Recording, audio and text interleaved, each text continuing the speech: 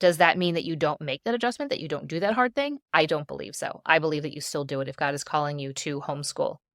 But where in the Bible does God promise us that we can have children and then send them away and have our alone time? I haven't come across that scripture.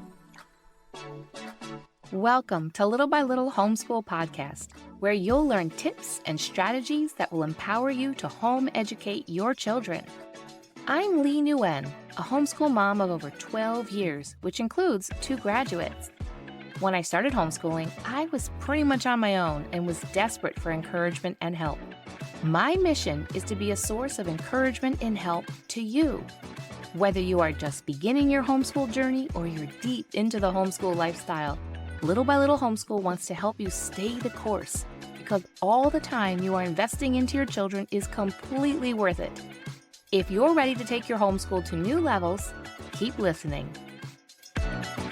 Before we get a little bit deeper into this topic that has actually been on my list for a little while, and I keep pushing it off, but it keeps coming up, and I'm like, okay, I think this is the time to address this topic of the excuse we often use not to homeschool, or the excuse we use in our homeschooling for our own behavior as a homeschool mom, is that we need time alone. But I wanted to share something with you. I just got back this past weekend from Teach Them Diligently in Dayton, and it was incredible. If you and I were able to connect for the very first time, or to actually connect in person this past weekend, thank you. It was such a blessing to be able to meet you. And if you are new here to the podcast, welcome. I am so glad to have you here. There are actually 3 more conventions coming up throughout the country that Teach Them Diligently is putting on. You can go to the link in the show notes and be able to find out where those are. I will also be speaking at the conference, their convention at the end of July, I believe, in Lynchburg, Virginia. So hopefully we might be able to connect there. Now, let's address this homeschool mom excuse of needing some time alone. Unless you're brand new here, you know, or we haven't met yet, you know that my oldest 2 children did go to public school, because that is just what we were supposed to do. That was fine for everybody, so it was fine for us as well. And so we put our kids into school, and it just never quite felt right, but I was like, well, I guess I will get used to it. My children are 5 years apart between the oldest and the youngest, and let me tell you this story. I remember having my youngest just being a newborn, and you know how it is in the middle of the night, feedings and just being absolutely exhausted. So she would have been a little over 5. My next son would have been a little over 3. He had entered, we skipped the terrible 2s. We entered the, I don't know what 3s. And he was quite a handful. I didn't get a break during the day, and it didn't seem like anybody napped at the same times. And you know how it is. You might be in that season right now. It was so exhausting. And I remember sitting there, because so when he was born in January, she was 5. She wasn't in school yet. She did go to school. I guess it would have been about 9-10 months later. And I remember sitting there in the middle of the night, rocking him, trying to comfort him, feeding him, and thinking, okay, I have X amount of years and X amount of months and weeks and days. Probably didn't figure it out, maybe down to the hours and minutes, when he would be old enough to be able to go to preschool 2 days a week, and the older 2 would be in public school full time at that point. And I was telling myself, if you can get through these next, I don't even remember, 3 years and 9 months and 2 weeks, then you will have 2.5 hours free each week. So every Tuesday and every Thursday morning, you will have that time free. And I think back now, and it really was what helped get me through that. Like, okay, there is a light at the end of the tunnel, because I just felt that I just was drowning in all of this, just me and the kids. And I felt so alone, but I wanted to be alone, but not alone. I was never alone. And I'll say the ironic thing, although I don't believe that God necessarily operates in irony, is that I literally never got to that point. That day that I had been counting down to for a couple of years turned into our first year of homeschooling. That's when I brought my 2 older kids home from school, who at that time when I started dreaming about that day weren't even in school. Brought them home, and that was our very first year of homeschooling. And my heart had changed. Did it mean that I didn't still desire to be alone in the midst of 3 kids who are always needing me, wanting me, or not necessarily wanting or needing me, but knowing that they needed and wanted me, and they wanted to do things all on their own, but they needed my help and all of that. It just I look back and I was like, "Oh, isn't that kind of funny how God worked that?" And I never quite got to that. That dream that I had, never quite got to it, but a better dream and a better reality came about. And so I often do hear from homeschool mom, well, from prospective homeschool moms or moms that aren't even really prospective to homeschooling. Their kids are in school and they just say, "I don't want to have homeschool my kids because I won't get my alone time." And I get that because that is the norm nowadays. A lot of my friends who at the time when we made that transition to homeschooling, their kids were in school. They did get to that point and they took up hobbies or got part-time jobs or did other things, volunteer places. And I never got to that point. I actually just have kind of gotten to that point in the past couple of years.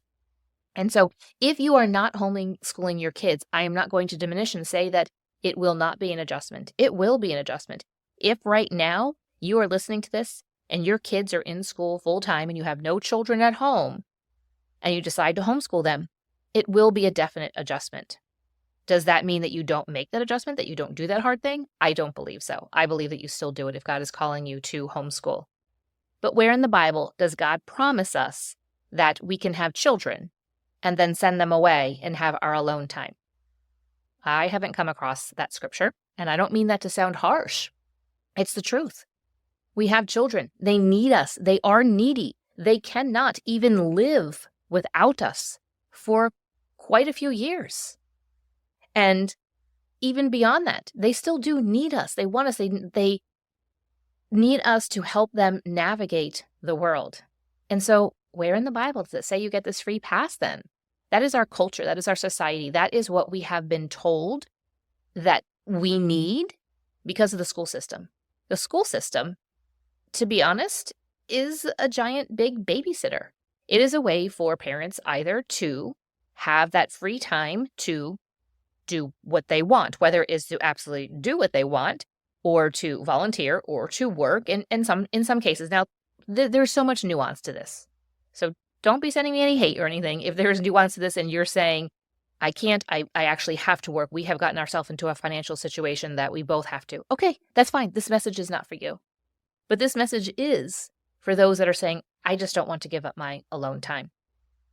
So I'm not saying that it is not a struggle to not have that time to yourself during the day while your kids are in school. It is a struggle because we are told in our culture, social media and from online and from other people, and then we just see it in other people's lives as well. And we just think that we are entitled to that we deserve that. I do remember this kind of coming out of my mouth to somebody. This is a few years ago. And I just said I don't know how she took it. I don't know if she even remembers that I said this, but her kids are in school and our kids are about the same age. And I was like, well, what do you do all day? Like, I literally wanted to know, what do you do all day? Because my days were just so full. And they didn't have to be as full as they would. I get to decide how we're going to do our homeschool and stuff. But I was just like, what happens in your day? I'm not really like, it was just a foreign thought to me at this point after homeschooling for 10 plus years. So how do we combat this feeling of that we need to have this time alone and we're struggling with it? And I'm not saying you don't take pockets of moments of time. I've highly talked about this. Go to a coffee shop, go take a journal, take a book, go take a walk. That's fine. That's not necessarily what I'm talking about. What I'm talking about is these large pockets of being like, I need my time. I need me time. I need my days to myself. I will do all the work and get them out the door just so that I can have all the day to myself. And then I'll deal with them later on the day. And possibly when kids interrupt such large amounts of time, I feel like you can kind of become a little bit bitter about that as well. But how do we combat this feeling of entitlement, of that we deserve this time alone and that we won't be able to function without it?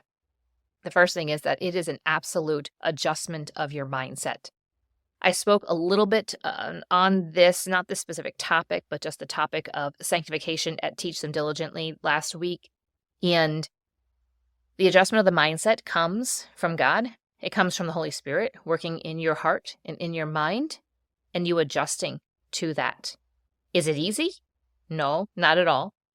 asking God, take away my selfishness for wanting this time to myself, for wanting my days to myself so that my house can be in order and I can get all my shopping done and I can have some time to myself and I can do this and I can do that. And I. There is an adjustment and it can have ups and downs. And even when you are homeschooling, if you're listening to this and you are homeschooling, you're like, yes, it has ups and downs. Sometimes I'm like, okay, I can do this. I can do this with everybody around me all the time and everything.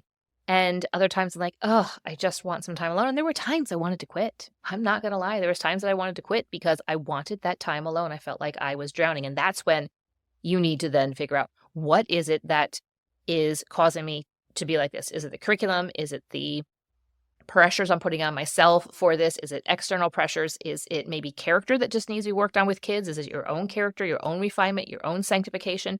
But when we allow God to work through us, our attitude and our mindset and our perspective on homeschooling and the time that we spend with our children can be radically changed.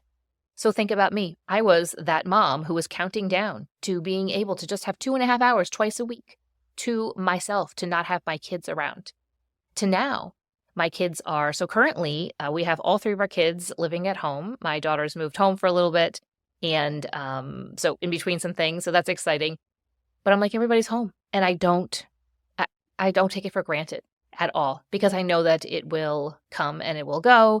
And this is just the season of life where they'll shoot out and then come back and then shoot out and come back. But when we allow God to work on our mindset, we can be changed. And if God could work through me and work through that with me, he can do the same with you as well. The second way to combat this is to put yourself into your kids' shoes. Imagine if you were to out loud say to somebody else with your child sitting there, oh, I can't homeschool my kids because then I wouldn't be able to be home alone. Put yourself into their shoes. What if you were standing next to your own parent and heard them say that to another adult? Wouldn't that just cut you? Even if your parents weren't perfect parents, even if you have some issues with your upbringing and your childhood, still, anything that they said like that, wouldn't that just hurt so bad? So just think about your child when you say things like that around them and how that makes them feel. Put yourself into their shoes and say, wow, that really would have hurt me to find out that my parents didn't want to spend time with me. Now, if you are not quite to homeschooling yet, again, like I mentioned earlier, this is not directed towards anybody specific and there is nuance to it. You can talk to your kids and say, you know what, I'd love to be able to do this. But we are not in this position right now. This is what we have going on. And, we are going to make up for it in other ways. And that's not, I'm not talking to those people. I'm talking in general to those that are saying, I can't homeschool because I wouldn't have time to myself. Put yourself into your kids' shoes and imagine how it makes them feel. The third thing to really think and focus on is to realize it really is a short time in their lives that they are home. So go back to your own upbringing. How long did you actually live at home? Myself, I was at home, we'll say full-time, until 18 and a half when I went to college. And then I was only home on breaks. The longest would have been in the summer. But then after I graduated from college 4 years later, so I was 22, I was home for a few months, saved up some money, moved out. I moved back home once more. But really after 18, it was just kind of a little bit of back and forth. So it was really only 18 years of my life that I was home with my family full time. And so maybe you might have the same type of story or something kind of similar. Maybe it was 20 years for you. So think about your kids. It really is a short time. So I say maybe 18, let's just round it to 20 because we'll add in maybe those summer breaks and those other breaks. So say there was 20 years. I'm 49 right now. I've spent 29 years outside of the roof of my parents' home. I have not lived with my parents in 29 years. And I'm going to continue to live. I'm not planning on leaving this earth anytime soon. And I will have who knows how much long. Say I have 30 more years. So add that to the 29. That's a lot of years. That's more years of our lives that we are not under our parents' roof. And just imagine that you get to spend that amount of time with them, those 20 years out of all those years, and the amount of memories and the amount of foundation that you'll be able to lay for them because of that time that you have spent together. I don't think it necessarily is a quantity over quality. I think it's a yes, both kind of thing. I don't think that just because you send your kids to school that you can't have good relationships with them outside of them being in school and them being adults. That definitely, but it takes a then quality time. But I think with homeschool, we get to do both. We get to have that quantity time. We get to have all of those hours, all of those days, all of those years. But what are you doing with that? Are you adding quality to it as well? I was talking to my kids recently just about just different extremes, and I, pointed out again to them that rules without relationship leads to rebellion. And if you have relationship without rules, it can lead to rebellion as well. And it can just lead to less of a relationship because there wasn't that. And so I think there's both of that. And that is you and your husband coming up with what are your rules? What is your family culture? And spending time on that relationship. And the homeschooling allows you to give that relationship to them. There will be time later on in life to be able to do the things and pursue the things that you want to. And so you might say, well, Leigh, you're saying 20 years per kid, and I've got 4 kids, so that's a lot of years. But I'm going to tell you those years are going to fly by, especially the last handful of years. So I have my final child that legally cannot move out of the house. The other 2 can, if they choose to. Right now is just a nice, financially safe place to live and to land, and that's great. I'm glad that we're able to provide that for them. But they can get up and move out if they wanted to. And so I just have my 17-year-old that I am kind of guiding and directing, and him and I are partners in where he is moving on to and what he's trying out and all the things he's doing with homeschool and hobbies and how he spends his time and all that. So I kind of still overshadow, and, he needs to check in with me. There's no just getting up and leaving the house. He hasn't gotten that permission. The other 2 can get up and leave the house. They don't necessarily have to let me know. Of course, it would be nice if they let me know, but if they're just running out to the store to pick up a couple things, it doesn't have to be something that they tell me. But the youngest, yes, he does need to say, hey, Mom, I wanted to run to the grocery store and get these couple of things. He doesn't do that, but if he wanted to, he would need to get permission. So, for example, today, as of recording this episode, he wanted to go skiing. He needed to get permission to go skiing. The other 2, they could just pack up their stuff in their car and go skiing. Now, if they're going to be gone for hours and hours, they typically let me know. But just know that that time is short, and those last couple of years go very, very fast. I swear that once kids hit the teen years, it goes by even faster. And I am so thankful for those years. So looking back and how I was wishing for time alone and wishing for those days, and now how I never got that. And there was times it was up and it was down and it was bumpy.